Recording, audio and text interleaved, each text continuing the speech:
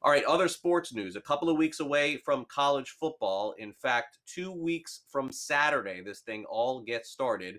And unfortunately, some bad news for Wake Forest to start their season. And by the way, they're one of those teams that play on opening weekend. Sam Hartman out indefinitely, their quarterback of the Demon Deacons. No injury specifically designated, so we don't know, and they don't have to tell us.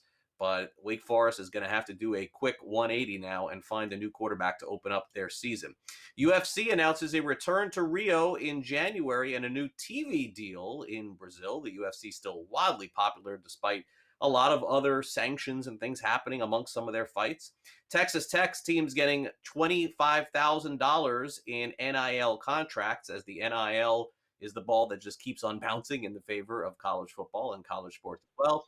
And also, NBA players, we found this out, must be vaccinated or have a medical exemption to play in Toronto. This courtesy of a story in The Athletic. Naturally, we know about all of Major League Baseball's issues with getting players to play in Toronto without being vaccinated. Naturally, the NBA is still going to have this carried into their 2022/23 NBA season, which is almost about to get underway here in a couple of months as well.